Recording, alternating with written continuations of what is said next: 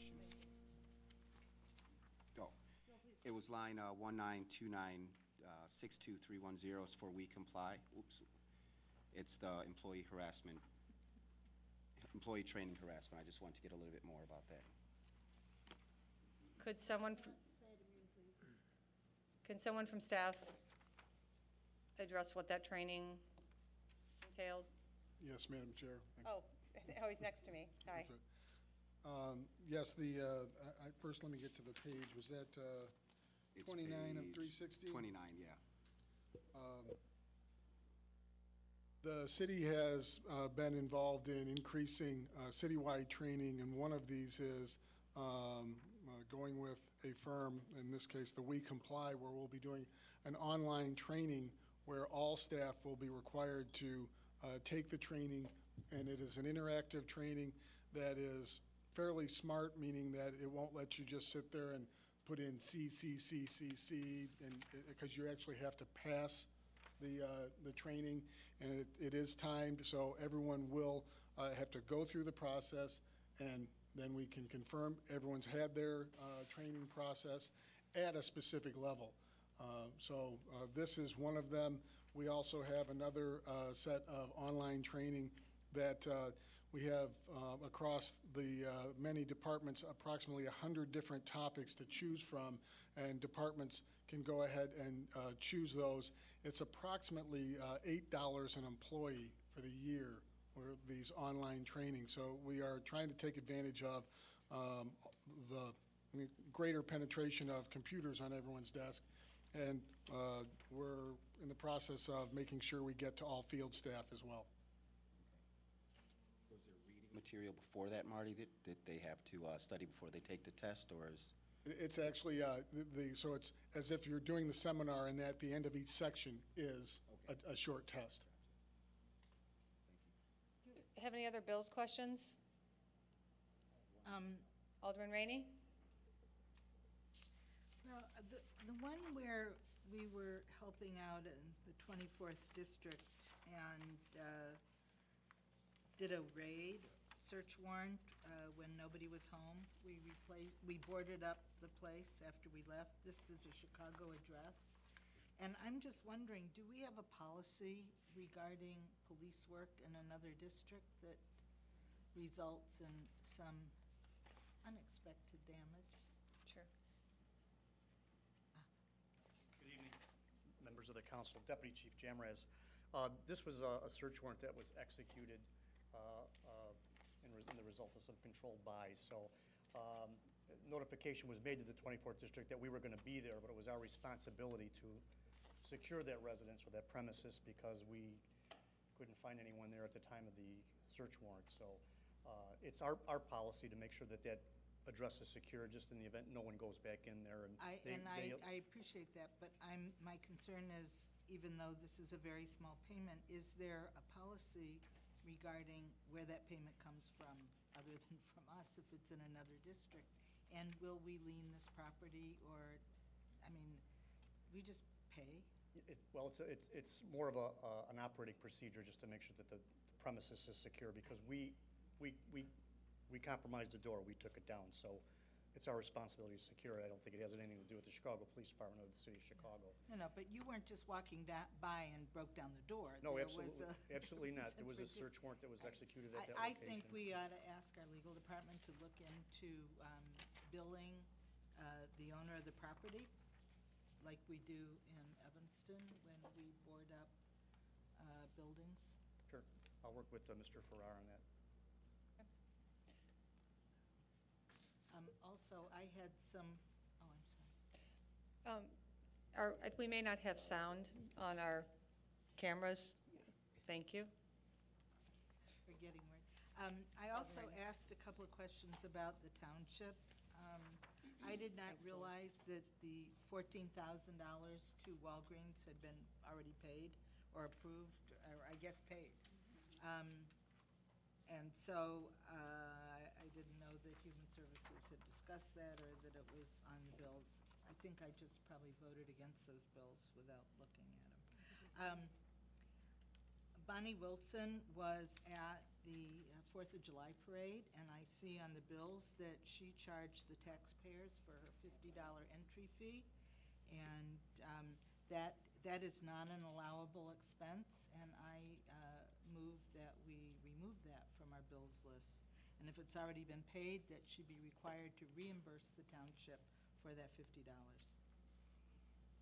That's a motion. Second. Small amount, but, you know, I mean, that kind of behavior just cannot be tolerated. So I'll Oh. amend my motion Thank to you. approve City of Evanston bills fiscal year 2012 Minus of $2,880,252.09.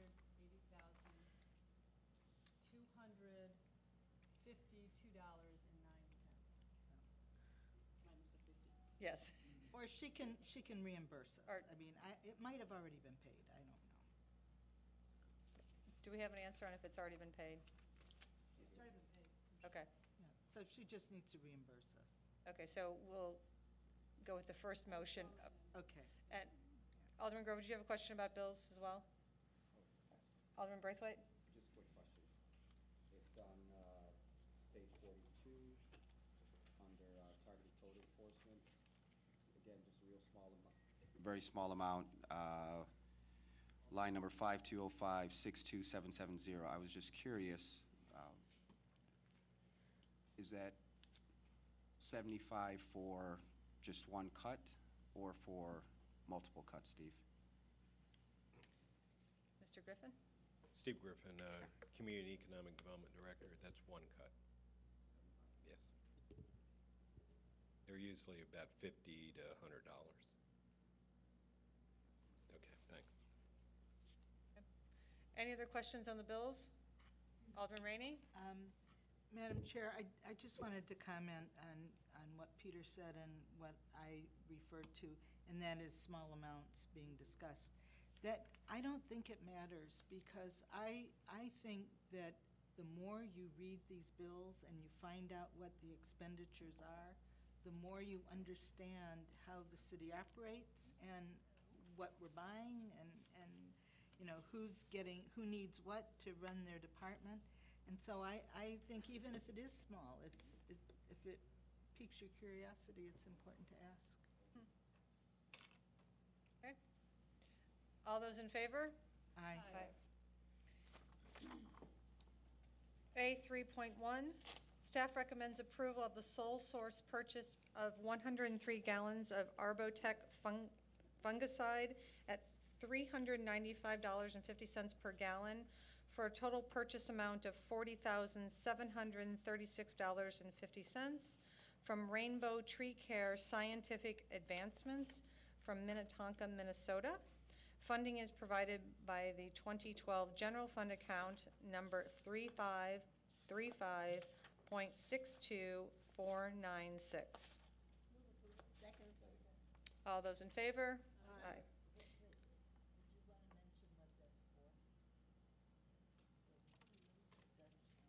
Oh, for the Dutch Elm. Go ahead. I'd let Parks and Recs explain anything you want. Sorry. Thank you. Thank you, Madam Chair, members of the committee. Paul D'Agostino, Superintendent of Parks, Forestry, and Facilities Management. This product is specifically to be used to inject 241 public elm trees this coming summer. We've actually already started the process with some leftover from last year. So, Thank you. welcome. The warm weather has put a small dent in our usual losses. They're up a little bit so far this year, but that's strictly from the hot. It's increased slightly from last year, not significantly, but we've got a ways to go. The hot, dry weather is taking its toll. But you're finding that, Yes, of course. you're finding that the injections are being successful. Absolutely, it's been over 98% successful so far. I mean, that's really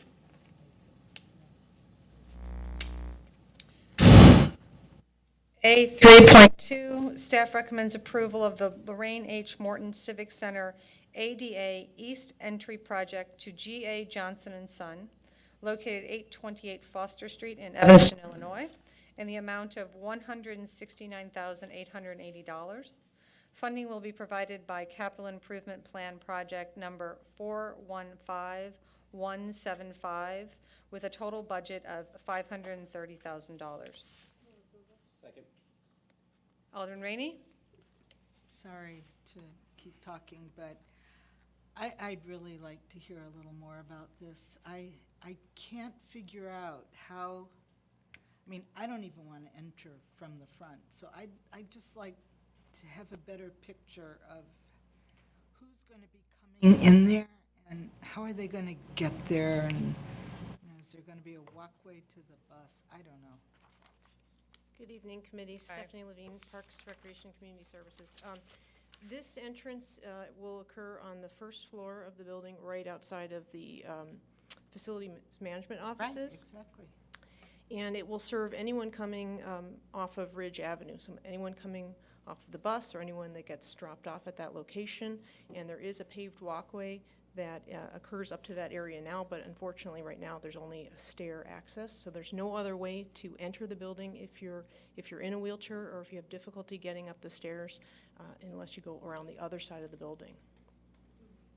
And I know we want to make our building accessible.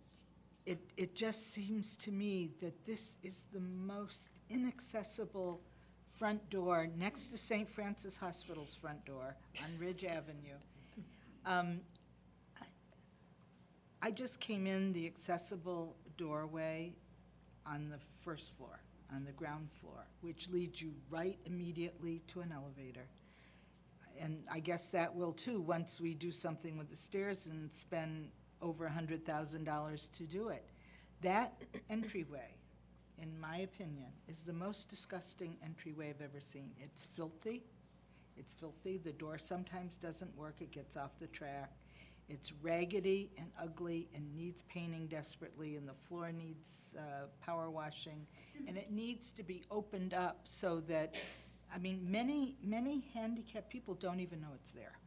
So they come in, and I've seen people go into the health department area as opposed to there when they really want to go upstairs to the second floor. I just don't understand spending this kind of money on that front entrance when we could be enhancing and making a beautiful rear handicap entrance. Everybody goes in the rear. It's the new front. It's not the rear anymore. It's where the parking is. It's where the disabled parking spots are. It's where the PACE cars come and drop people off. It's where the people from Rainbow pull in there with their electric wheelchairs. I just wonder how many people we've ever counted who have asked about having access to the front. We haven't done that, but this is more of a requirement than anything else. We're required to provide accessible entrances to the building. Every entrance has to be accessible? I don't believe it's every entrance, but we need to provide an accessible entrance on this facade of the building. Yeah, what does the ADA say? Is it for both facades, so both sides of the building, or all, if there's four sides, is it all four sides of the building? What does ADA specifically say? I believe it requires us to provide accessible entry to a certain number of entrances to the building. To be precise, I'll have to research that. I would sure and like get to back know you what guys. St. Francis is doing in that front, because they've locked that door. You don't go in. There's no there. way to get in at all on the fridge, yeah. And Unless there's a secret entrance someplace. yeah, I can't find it either. Was the entrance further, I guess, south of the building? There's an entrance as well? To Was the that north. looked at? There's an entrance further to the north. No, south. No, there's no south. Okay, Yeah, never that's mind, what never we're mind, never talking mind. about. Yes. The one to the north, the problem is that when you walk into that area, you have to walk through a vestibule and then up additional steps, so it's much more Okay, got it. complicated. The nice thing about this particular entrance is when you get up to that level, you're right at the first floor, and it's directly across from the elevators. All right. Look, I know we're going to do this, I know, but I think it is the hugest waste of money ever, and that, I know it's a mandate that we have to live up to, but I would imagine, after it's done, I'd like us to count the number of people who need to use that because it's accessible. I'd really like to know that, because I think that money should be spent in the back And if we haven't got any plan for spending money there, we've got to clean that up. It's truly disgusting. And everybody, when you go out tonight, take a look and see what I'm talking about. Oh, just the way I go out. Thank you. All right, thanks. All those in favor? Opposed? Opposed? No. Thank you. A 3.3, staff recommends that City Council authorize the city manager to execute a contract for the Church Street Improvement Project with Landmark Contractors Incorporated, located at 11916 West Main Street in Huntley, Illinois, in the amount of $2,155,814.96. Funding will be provided by the Washington National TIF, Fund Number 300, in the amount of $1,408,873.51, and the Capital Improvement Plan Number 415857, in the amount of $746,941.45. Second? Any questions? All those in favor? Aye. A 3.4, staff recommends that City Council authorize the city manager to execute a contract for the 2012 alley paving project to Acura Incorporated, located at 556 County Line Road in Bensonville, Illinois, in the amount of $592,812.50. Funding will be provided by the Special Assessment Fund Number 6365.65515, in the amount of $417,023, and CDBG funds, Fund Number 215, in the amount of $175,789.50. Move approval. Second? Any questions? Move approval. All those in favor, sorry? Aye. All- Thank you. Any opposed? A 3.5, staff recommends City Council approval to purchase 4 replacement vehicles/units for various departments in the amount of $419,855. The 4 units are a Ford Escape in the amount of $20,673, an ambulance in the amount of $226,858, a wood chipper in the amount of $51,499, and a Zamboni in the amount of $120,825. Funding will be provided by the Equipment Replacement Fund, Fund Number 7780.65550, in the amount of $399,182, and from the Insurance Fund, Fund Number 7800.6550, in the amount of $20,673. Second. Alderman Grover? So my question is, do other companies make ice resurfacers other than is it the Robert Zamboni and Company from California? Did Gaynor? we- I can't imagine it Does being Zamboni anything have to but a be a Zamboni. There are other companies that Yes, make I ice know. resurfacers. Is this the only one that makes a battery-powered? No, I think there are others, but this is the one that came in with the bid. Oh, okay. All right. Great, thank you. Alderman Rainey? Yeah, Zamboni, yes. And the others are probably called Zambonis, even if they aren't. The 20,000 from the insurance fund, because of I think the vehicle was totaled, is that going to be subrogated? Are we going to collect, or was it our fault, or what? I do not believe that's going to be subrogated, but I'll get the exact details from Bob Gustafson, and we'll provide it to the council. What was the Doug, do you have nature of further that information? accident? Can you tell us? Was What was the nature of the accident? The facility management supervisor was actually T-boned on Simpson in Green Bay, and the car was totaled. A while back? Probably 3-4 months ago. Really? You know, a previous facilities director had the same thing happen at Green Bay and Simpson?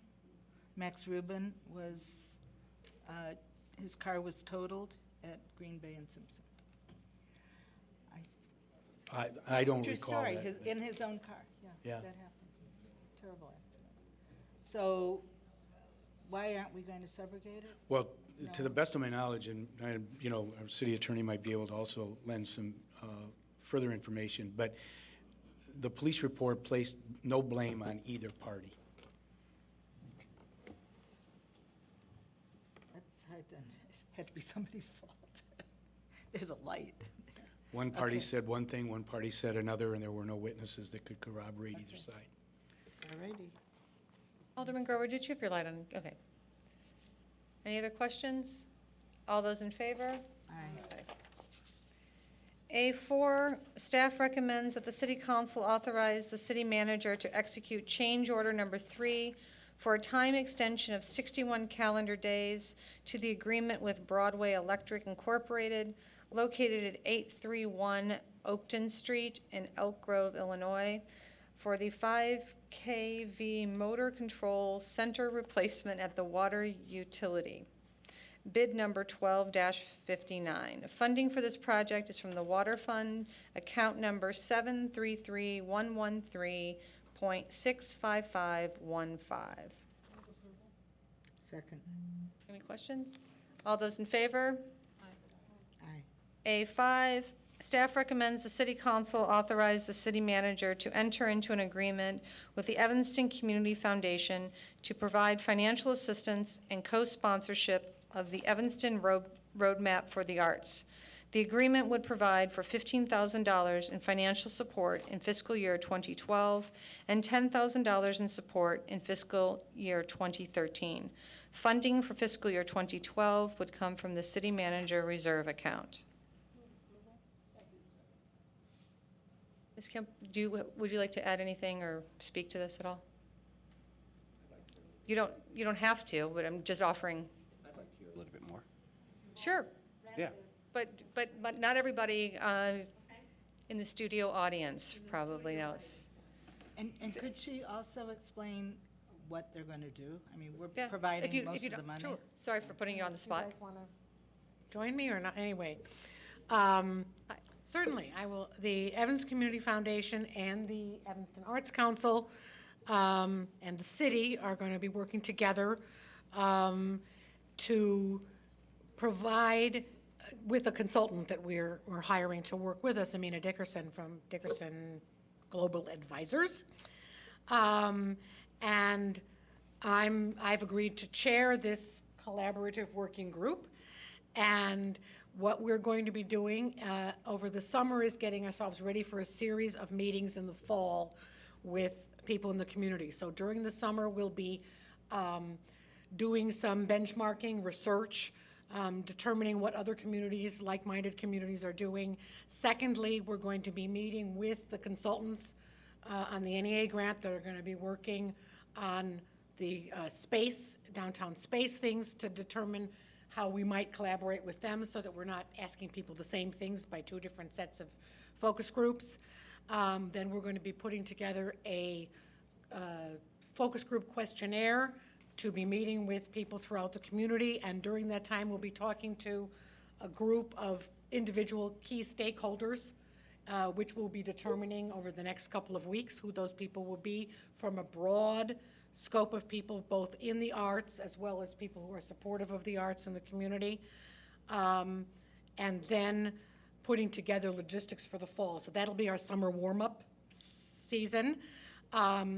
Then come the fall, we'll be conducting 5 focus group sessions with people across various areas, some who are artists, some who are organizations in the arts, some who are people who are just audience.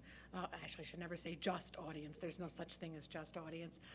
Educators, arts educators, arts businesses, and general people who are supportive, businesses who are supportive of the arts, whose businesses are involved in the support of the arts. Then once we've conducted these 5 listening sessions, and there's a series of questions that we'll be looking to talk to people about. How does this community express itself in terms of the arts? How can the arts organizations glean better support from the community? How can the arts organizations give more support back to the community? What role do the artists play in this community so that we can work together in a plan for how can the resources of both the city and the foundation and other people who provide resources to the city, to the arts, better spend those resources in the arts to maximize the arc of experiences that an individual in Evanston gets from the arts. We'll synthesize what we've learned from those 5 focus group sessions, listening sessions, prepare a presentation of those findings at 2 different meetings that people can come to, give their feedback, their thoughts on what's been presented at those meetings. We'll go back together and put together a draft of set of recommendations for public announcement in early 2013. I think that about covers it, right? Great. And could you introduce yourselves? I'm sorry. No, yes, thank you. I'm Judy Kemp. I'm with the Evanston Community Foundation. I'm Ann Berkeley. I'm co-chair of the Evanston Arts Council. Heidi Bloom, other co-chair of the Arts Council. Right, thanks. So just so other people know who you are as well. Alderman Rainey. One question. Is this the same consulting group that did the study on the theater on Sherman Avenue? No. The different one? Yeah, the consultant that we're using has been working on a variety of things throughout the Chicago metropolitan area and the nation. She's just been working on the cultural plan for the city of Chicago. So she didn't do anything on the varsity theater? She did not do anything on We the varsity. didn't, we didn't, right, so we didn't think that was very productive, right? Or did we? It's a different kind of a project. I mean, that was specifically looking at the viability of us given space. But this is sort of like the next step, right? I mean, So we're looking at sort of things beyond just space and beyond just downtown. So we're going to look at including the broader community at large in terms of, so it will, go down to Howard Street and up to Central Street and anywhere in between. might be finished by the time. Sounds like east and west, right. Not just north and south. No, but I mean, everything in between, across our 9 square miles. Great. Any other I did questions? provide you with a copy of Amina's resume, but if you'd like another one, I can certainly get it to you. She's incredible. I'm very excited to work with her. Great. All those in favor? Aye. Thank you very much. Thank you. A6, staff recommends that the fiscal year 2011 audited annual financial report be accepted and placed on file.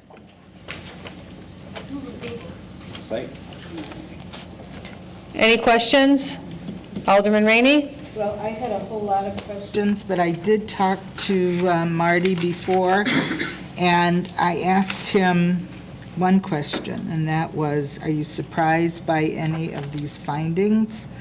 I was especially concerned about the discovery of money that should have been here that was there, but evidently a lot of that, at least he convinced me in his very Marty way? smart way, Marty way, that was the word I was looking for, Marty way, that we knew all about this and that there were no surprises. If I may, Madam Chair. Of course. Just Just to clarify that. members of the committee, Madam Chair, this is also a time, in the past, staff has always said, accept and place on file. And one of the things that has changed in more recent months, recent years, is the auditor now has a duty to actually stand up and talk to you a little bit about the audit itself. And while we do have a communications and management discussion in the documentation, last year Alderman Rainey had, I think, a fairly good discussion with representatives of our auditors, and they are here. Mr. Jason Coyle, Mr. Joe Lykep are here, and also Hitesh Desai, our internal accounting manager, and they are available, for instance, to answer that question. The revenue question Alderman Rainey was referring to was, in some way, at least one of them was, a part of our separation of the library fund into its own spot. And we're going to do that once. So we did it one way, and the auditor felt it should have been done another way. And like any dutiful staff, we agreed with the auditor. That is, they researched it So if anyone has questions, and Jason, please come up to the microphone and just explain a little bit about your findings and any communications you'd like to give to the council.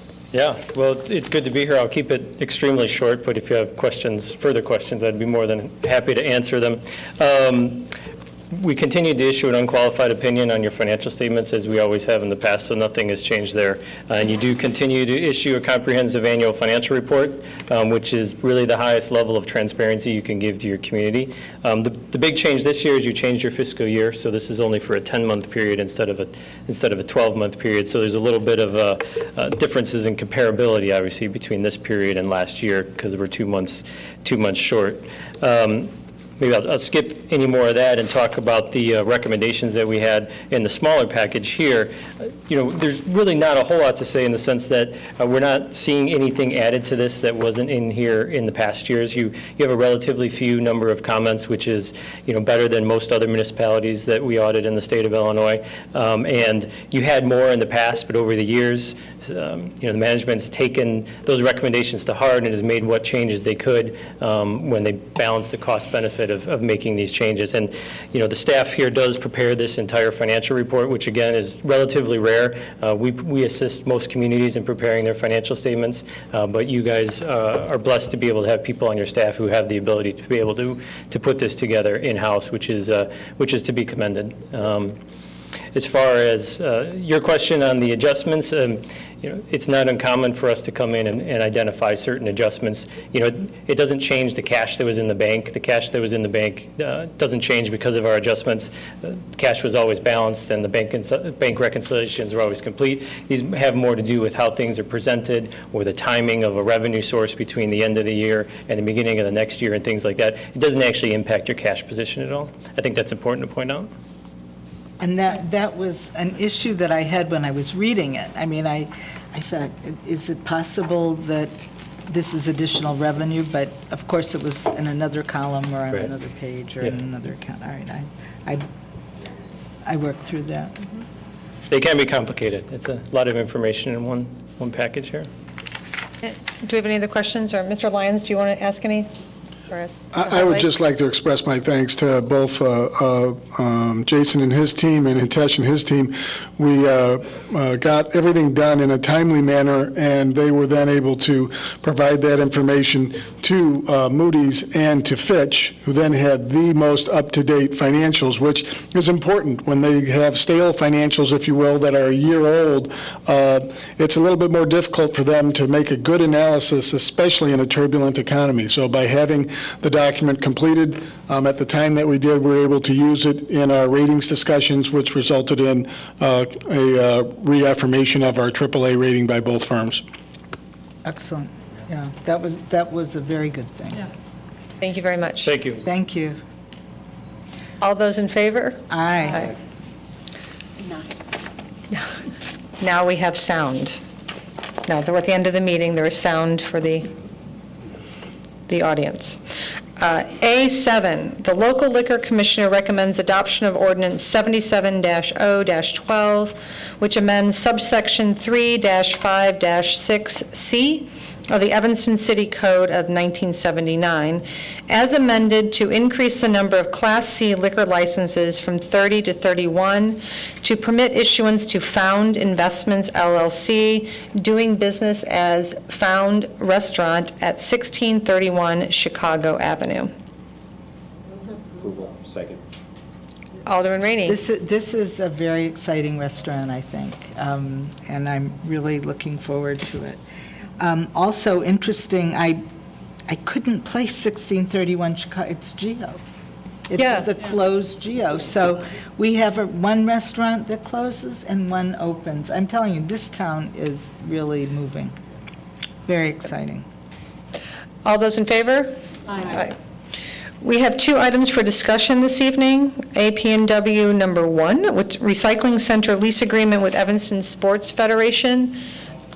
And I don't think, is there anything we're supposed to do with that? I mean, it just Mr. looks- Bobkowitz, is anyone speaking to this?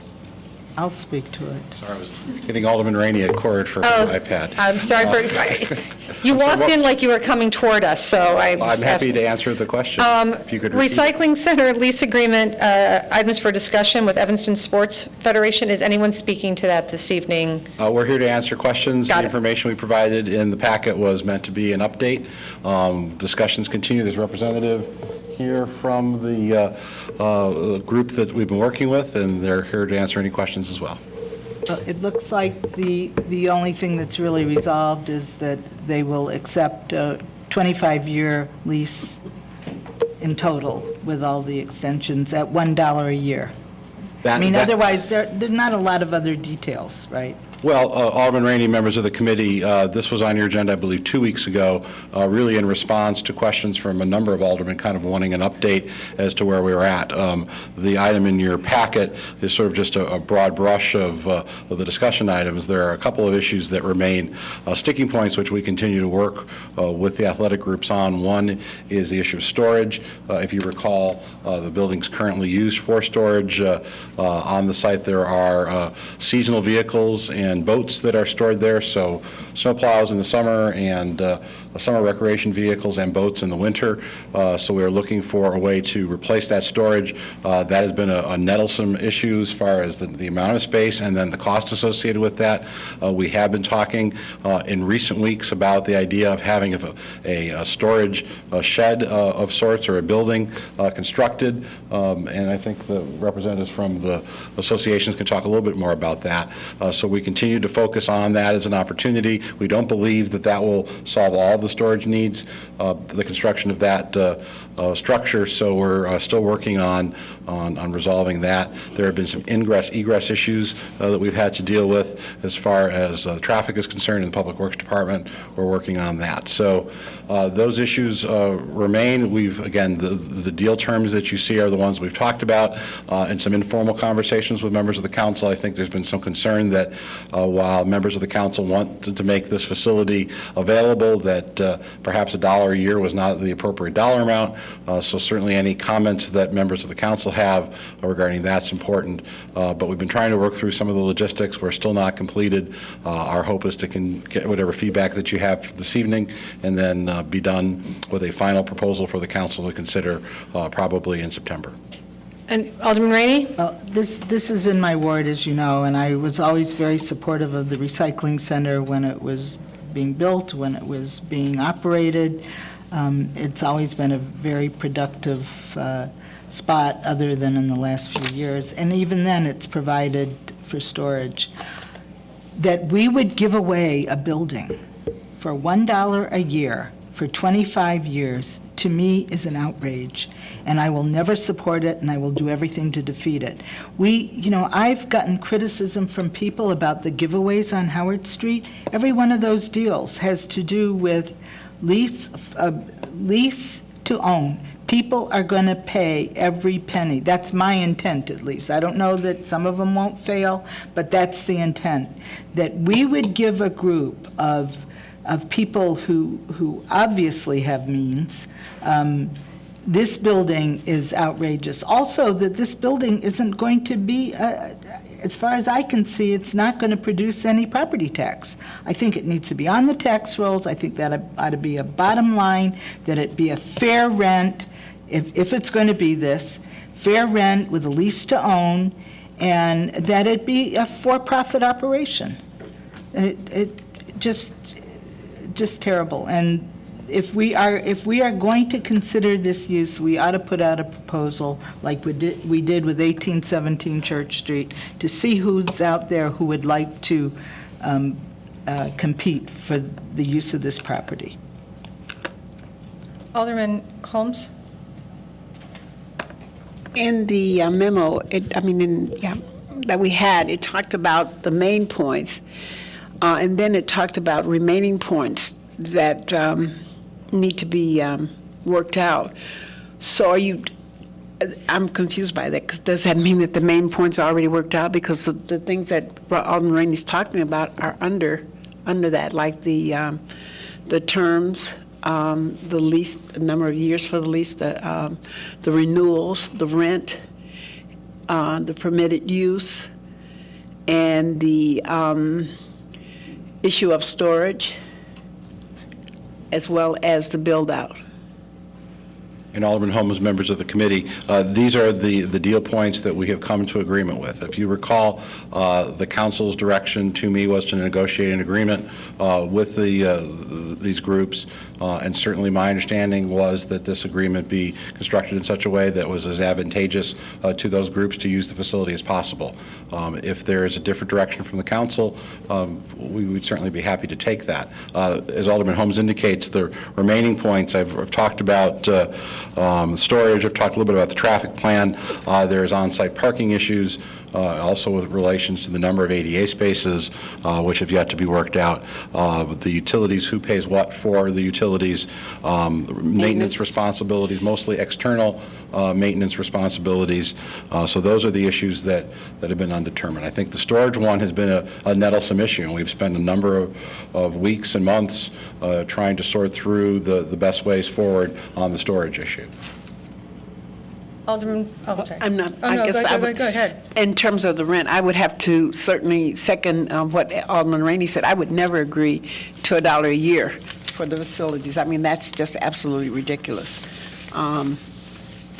That is one sticking point with me. I mean, there are many others, but I still think, I'm going to say it again, I do think that we need to look at the whole issue around Robert Crown. If we're going to be building there, I think we should build a state-of-the-art facility that could cover this. I think it's a wonderful idea. It's just, I don't think that this is a place for it. So I'm saying again that I think that's an option that we need to look at. Alderman Braithwaite? Wally, I'm curious, do you know if they've estimated any costs for the build-out? I know they're still working on it, but have they set a budget? Council, I'm David Campbell. I am president of Evanston Baseball and a member of the Evanston Sports Federation, the umbrella group of many youth sports organizations within Evanston that has come together to find an indoor facility.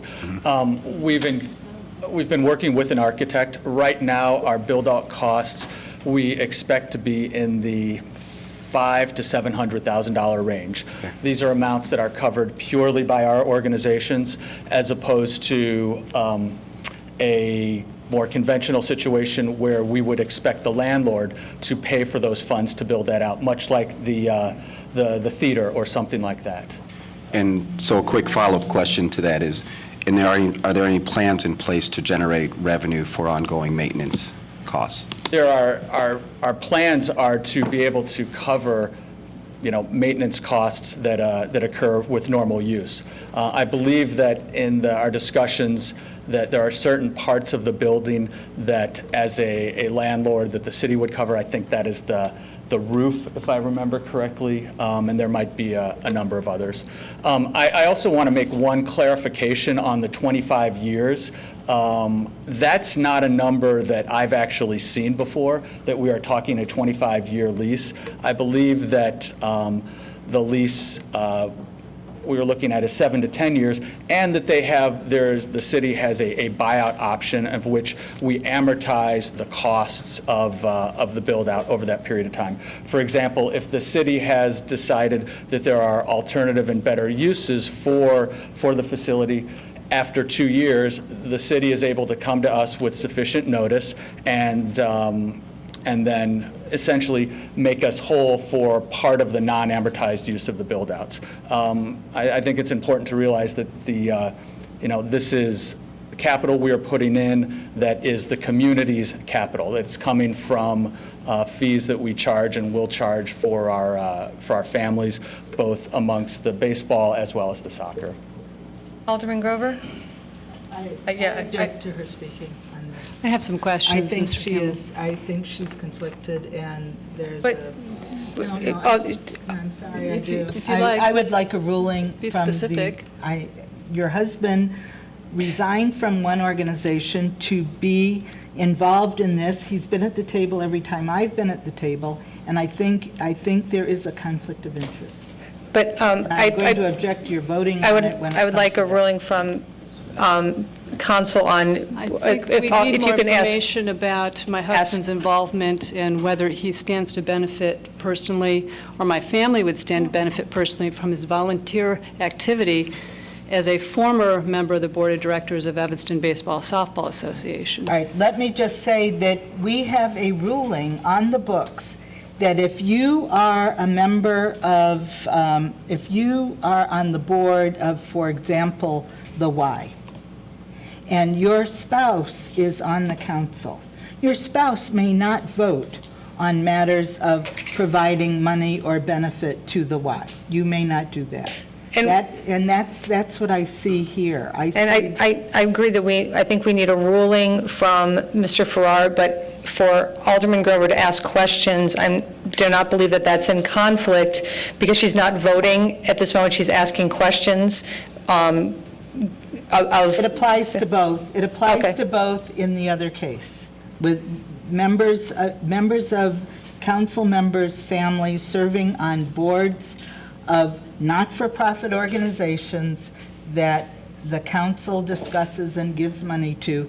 The council member may not participate. We've had, over the years, we've had that ruling on numerous occasions, because it is very likely that members of the council have very active spouses who are serving on boards. Mr. Farrar, can we please have a ruling from you?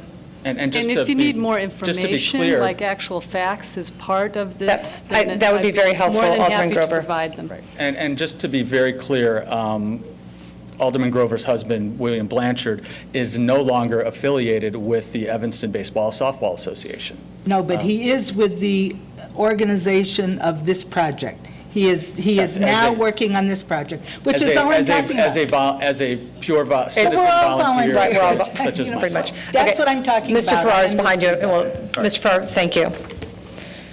Good evening, Madam Chairman, members of the committee, Grant Farrar Corporation Council. I think at this juncture, it's certainly, number one, premature for me to give any advice or recommendation relative to the issue that's presented. And number two, with respect to the Board of Ethics and the city's ethics code, that it would be my recommendation that this matter be, if it's the will of this committee and of the council as well, to make a reference, or perhaps Alderman Rainey or Alderman Grover or whomever on this I'll make the reference. dais, refer this matter to the Board of Ethics, since it is the appropriate venue to consider this issue, and there, all the facts and all the issues can be fully and fairly considered. Thank you. That's excellent. I appreciate that. I have actually a couple questions. If, Alderman Rainey, were you? Okay, I'm sorry, do you have another question? I did read what we were given.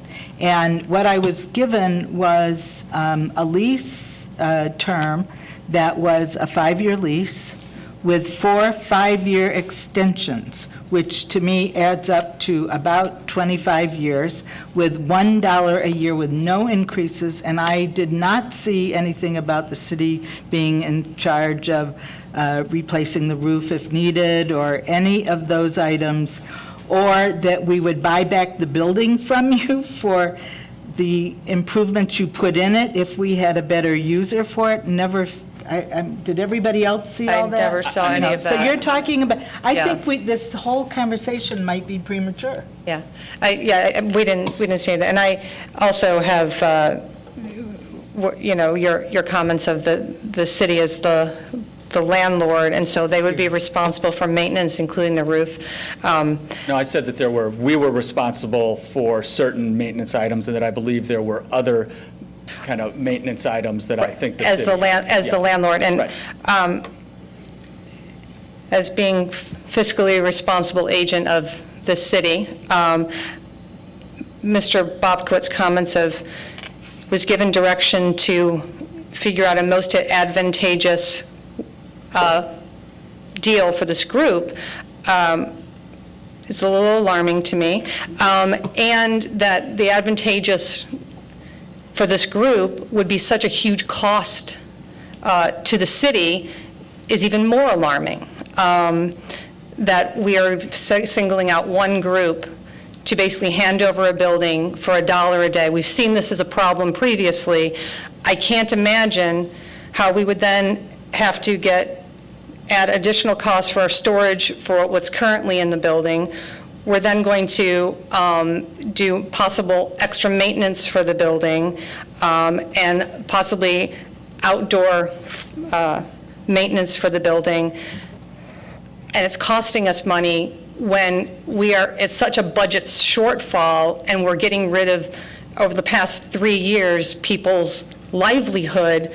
How we would not at least come out even on this is baffling to me. And I understand you're negotiating the best deal you can, and this is actually not directed at you, it's actually directed at the city manager, I would like to know how we could possibly justify this in this community at this time in our fiscal situation. So and going back to a comment about Robert Crown RFP, Harley Clark RFP, why, if we're going to do this and we want to do something with the building, why wouldn't we send it out for RFP like we did with others, instead of basically we'd be adding another line item to our budget to say, now we're going to help fund this specific group? Well, we said from our organizations, and I speak broadly to the aggregate of youth sports organizations within Evanston, said from day one that this will not be a cost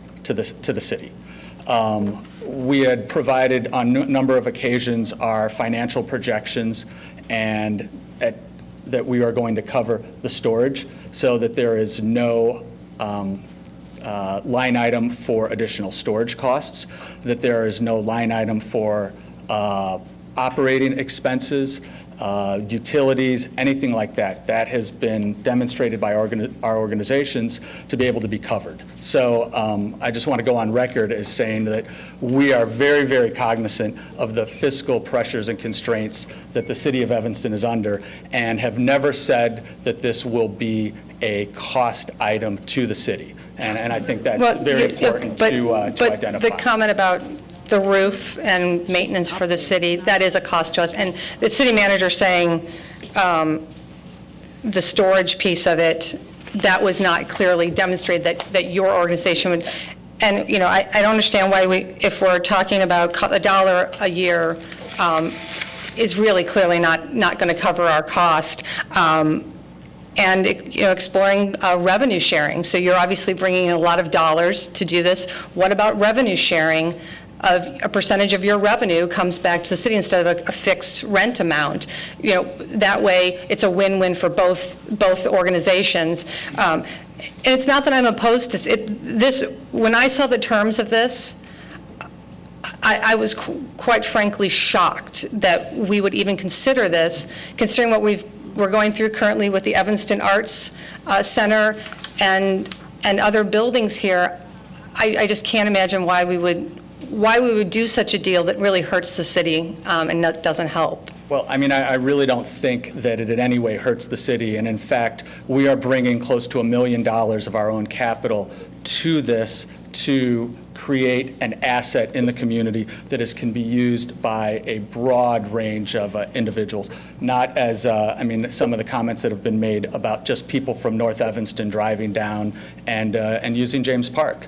Or an indoor sports facility. So that's, I think, one of the appealing items that we are raising our, writing checks from our own operating accounts between the two organizations, as well as raising additional funds. So to improve the asset and to make it a very, very beneficial, usable asset for the entire community at no cost to the city. But the problem is it is a cost to the city. Alderman Rainey. I really think that having this discussion now is not productive because we don't know anything. And also, I did make a mistake about the lease terms. It's a 10-year lease with 3 5-year increments. So it turns out to be 25 years, no matter how you slice it, at $1 a year. And that pretty much is all we really know about this. So why don't we, I mean, surely you've heard us, and the city manager has heard us. I think we need to go someplace and figure this out because it doesn't, we don't know enough to continue talking about it. Alderman Grover. And if, as part of this information collecting, if we could get the financials that the sports associations have put together about their projections, about attendance and their investments in it, I don't think that was part of the packet, and I think that would be also very helpful to understand what they hope to bring. And I'd like to know. And if that's good traffic and the right kind of traffic, and And that has been provided to the city Why, council. what and- decision, why the decision has been made not to be for-profit, and also the idea that this building is not going to be placed on the tax rolls is, I mean, that was the whole vision for this building once it was no longer used by the city, should be on the tax roll. I mean, to answer your question about the profit versus for-profit, I think that we felt that as a for-profit venture, that was going to increase the costs and make it prohibitively, make the use prohibitive for certain populations within the community. And we wanted to have the opportunities for all kids to use it to the same degree. And that's at, minimal to no cost.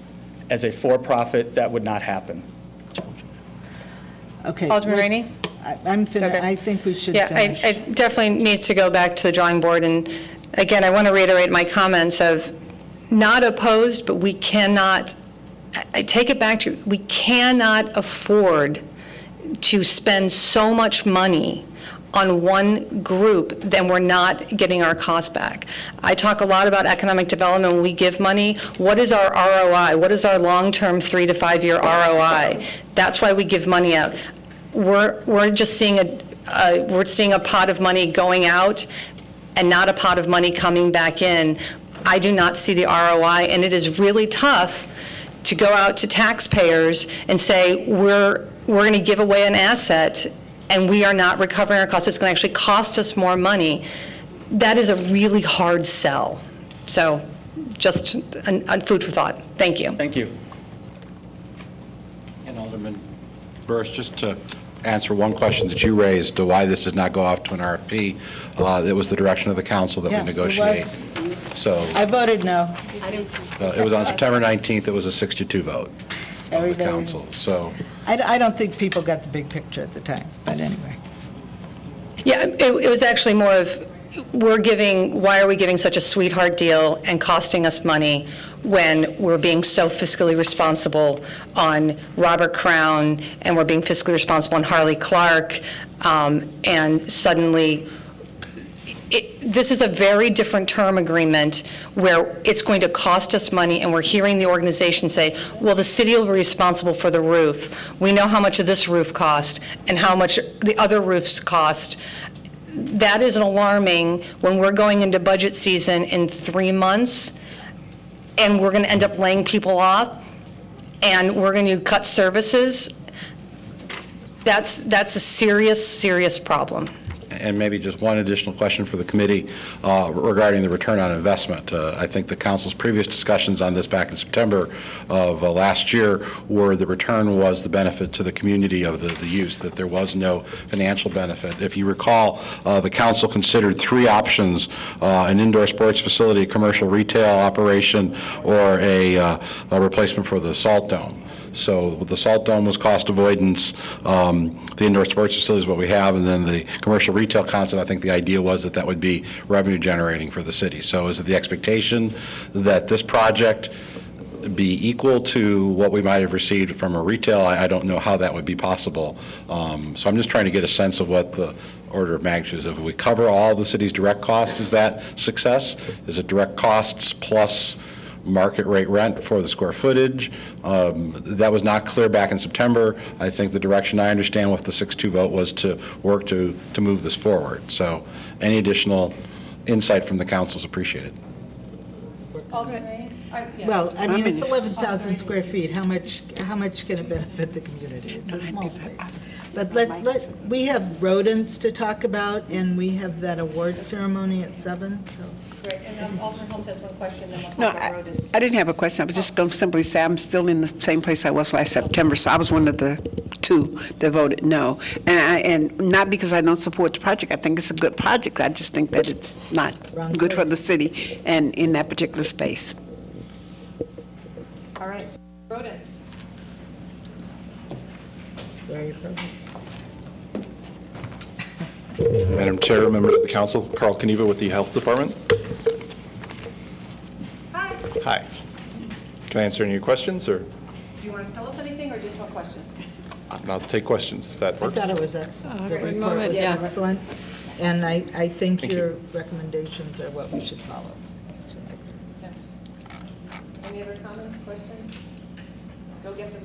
So do you need us to make a motion to direct you, or what? Yeah, the request was to change in policy, so in effect, if we have multi-family, multi-owner homes, to then coordinate that with a private contractor to accomplish the task. I move the recommendation. Yeah, I do too. I think that's the most. motion. Okay. But involve them in it. you know, Absolutely. I mean, even though some of these places have their own exterminators, even though these, have exterminators, they might not get the big picture. So maybe if we could meet with some of these exterminators, like as a group, like if there's an area that's having a problem, we do order buildings to get exterminators, do we not? I mean, our property standards, or you? As part of the abatement process, we do advise them to do that, but that's on their own. We cite them for not cleaning up properties. That's where we make our most gains in this program. Yeah. Okay. Alderman Grover? Thank you, Mr. Kaniva. Do we have an idea of the additional cost to the abatement program if we expand it to include the larger buildings? If we if we contract out, we've done that before to service all residents. It didn't work, but it was about $1,600 a month. But we estimate that to be much less if we concentrated on a complaint basis. So I would imagine somewhere in a $300 to $500 rate per multifamily unit. Some of that will be, and some of that cost will be avoided because those buildings do have pest control contractors already, so we're seeing a large amount of that being taken care of just simply by working with the private contractors. But there are instances where multifamily places, multi-owner homes don't have an association or something like that in place, and this will take care of those people. And has 311 helped us identify and really focus on certain locations for our 311 has pest assisted control? us. We have involved GIS in the process as well, mapping out the complaints and focusing on specific areas. Great. We have questions from Alderman Holmes and then Alderman Nguyen. I just simply wanted to say that townhouses that are adjoining, Yes. do you consider that multi? Because I had a call last week, which I referred to you, in terms, and I told the people that they needed to talk to the people next door, because if they had mice, then they certainly had to have them next door as well. Yeah, it's definitely not a single property problem. We Yeah. do involve all the properties, and if they have an association, we try to work with that because we don't want them to No have a association. contract. But in that case, yeah, we would treat. Oh, okay, great. Alderman Nguyen, do you want to come to the mic? I had a few concerns about this because I appreciate all the information, but I think that I don't expect the city to finance rental buildings, rodent control. I mean, that's a commercial property. They have a company running it. But what I have in my ward is a chronic problem, and particularly along the lakefront, we have rat problems because they live in the rocks over the summer. And then in the winter, because there's a nice steady form of food, it's a great harborage, and then they come west sometimes, and sometimes they never actually go back to the rocks. And so we have people, and it goes, the further you are from the lake, the less you'll see a rat.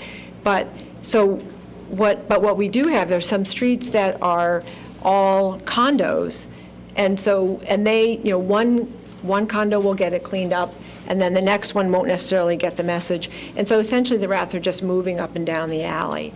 And these are people who live in this is their permanent home, this condo. And so I had the contact from one of the condo owners saying, if it's all single families in the neighborhood, then the city contacts those folks, gets the waiver, and then comes onto the property, and then the city does the baiting all at once.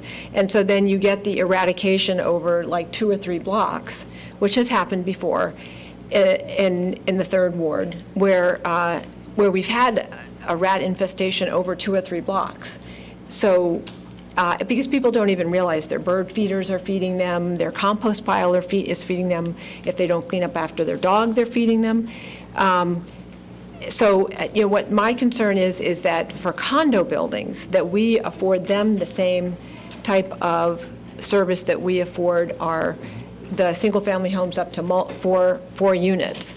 So, I agree that we need to educate people more, but the problem is, once you've got a rat problems, it's very, very easy for them to become entrenched. And they'll just move, from one building to the next building to the next building. So if I understand the recommendation, it's just to educate, correct? Or is it more than? Sorry. Go ahead. Yeah. So the recommendation to change policy then would be to address those multifamily, multi-owner homes with private contracted service that the city would then provide and Oh, yes. okay, maybe then I misunderstood. So they would be, Right. yeah, they would be addressed. So they would be covered in a similar way to single-family homeowners? Right. Okay, then I agree. But that would be one Never of mind. your recommendations, right? That- would. Yes, but I completely agree with the education plan and teaching people that what a rat harborage is and, how many people actually have these on their property. It's, a pile of rocks, it's a pile of loose boards, they love that, and that all the ways in which you're feeding rats, and they don't climb into your garbage pail. They don't need to. I mean, there's plenty for them.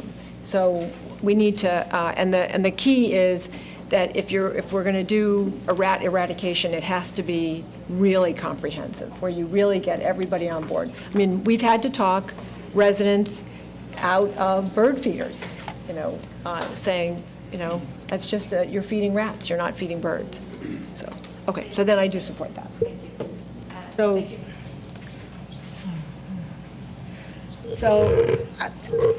are you saying then that if we have a rat problem at a condo, that you will then notify them, cite them for their problem, and enforce the requirement that their property be baited with a private contractor? You're talking Or about we would current- hire the private contractor, Under current practices or under proposed changes? under your proposed change? Under the proposed changes, we would work with the our first plan is to educate. So if we see a rodent problem, we would give them information on how to solve it, and then we would be hiring the contractors to solve it. And as long as we had good faith and we were seeing improvements, citations would not happen unless, we came off the tracks. Could we continue this? We have an urgent matter, yeah. Yeah. Thank you. All right, thank you. I'm going to hand it over to Mayor Tisdale. Wait, I'm sorry, we have to adjourn AKW. No. Second? Second, aye, all your turn. Aye. Thank you. We're only 3 minutes behind, that's not much better. That's pretty good. Okay, John.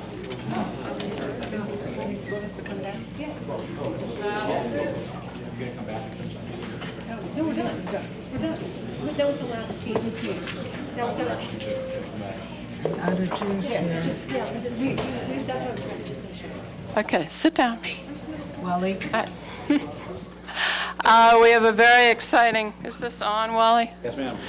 We have a very exciting announcement to make. Before I do, I would like to tell you a little bit about the U.S. Conference of Mayors. We're a member of the U.S. Conference of Mayors, and I go at least to one meeting a year because the U.S. Conference of Mayors is one of the most respected groups in the country. Senator Durbin always asks me, are you coming to the U.S. Conference meeting? People look up to the U.S. Conference. It's a wonderful lobbying group. It has done great things for cities throughout the United States. But it does even more than that. and the U.S. Conference tries to help mayors and cities to become even better than we are in multiple different ways. And this time, the U.S. Conference of Mayors, we're honored to have here Jocelyn Bogan, the Director of City Livability Awards, because the City of Evanston won an award, which is an extremely difficult thing to do given the competition. And this award is significantly important because Jocelyn flew in on how many hours did it take? 6 hours. So, in what turned out to be a 6-hour flight from Washington, D.C., and came here because I could not go to Orlando to accept the award. And it is our own Jonathan Webb who did all the work for the award. Also, giving the award are Bill Plunkett of Waste Management. We're delighted that you're here. And Mike Brink of Waste Management also. Thank you for both of you for coming as well. So please, Jocelyn, take it away. Mayor Tisdall and other honored guests, on behalf of the U.S. Conference of Mayors and our sponsor, Waste Management, I am honored and delighted to be here with you today to celebrate your 2012 City Livability Award for the Women Out Walking program. First, I'd like to tell you a few things about the City Livability Award to put the honor into perspective. This year, over 230 cities submitted applications with a wide range of programs to compete for the honor of calling themselves a City Livability Award winner.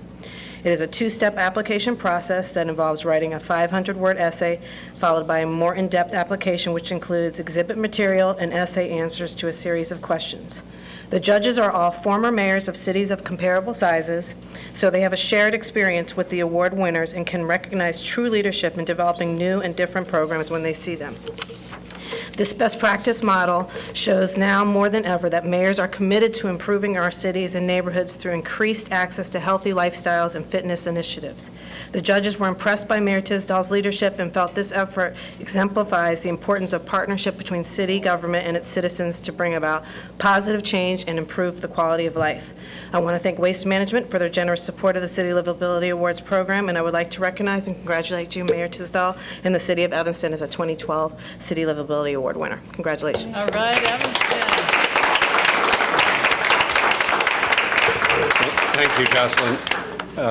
Mayor Tisdall and members of the City Council, on behalf of Waste Management, we're delighted to be here as well this evening to help present this award to you.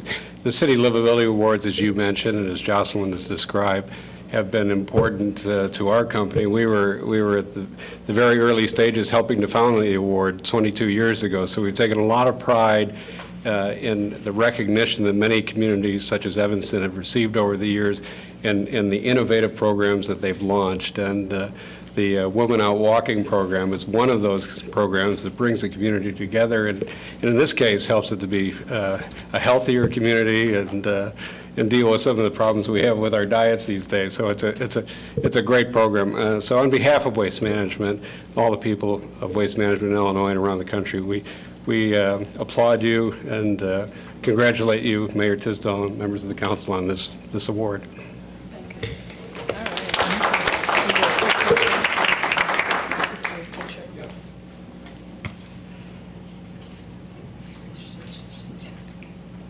City Livability Award.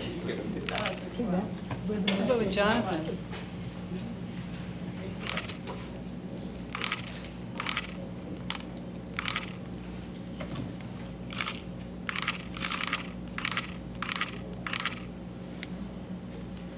And I want you to know that I always look at who wins the awards and what they've done, because it's a way that I learn about what other cities are doing. So, Jonathan, get up here. Oh, yeah. Oh, yeah.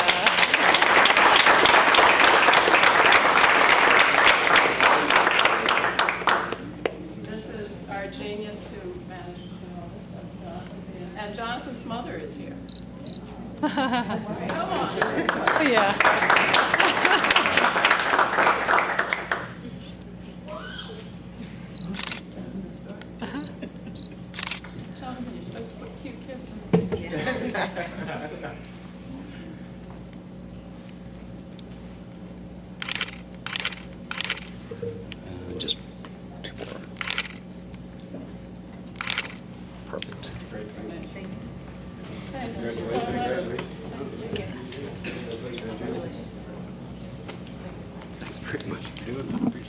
Jonathan, we're not done with you. Come back here.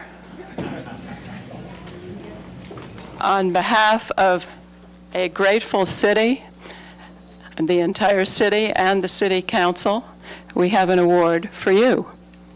Here you go. Open it up. You got to get used to getting awards, Jonathan. I think you're going to get a lot of them. Thank you very much.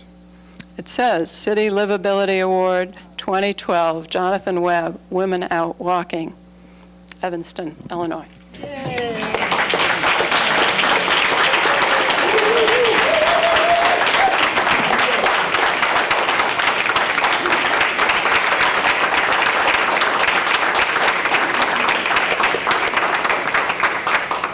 you going to let your wife and daughter come up and do it? Family picture? Yes, absolutely. Come on, and your mother. Oh, look at that baby. Everybody.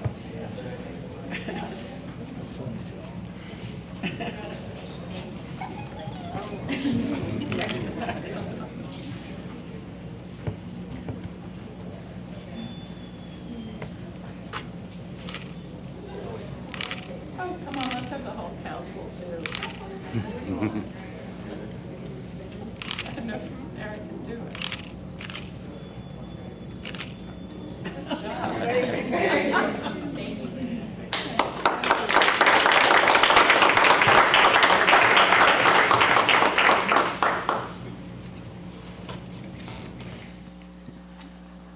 All right, back to work, everybody. Mayor, you want to say P&D will begin in 5 minutes? Planning and Development Committee will begin in 5 minutes. Wally?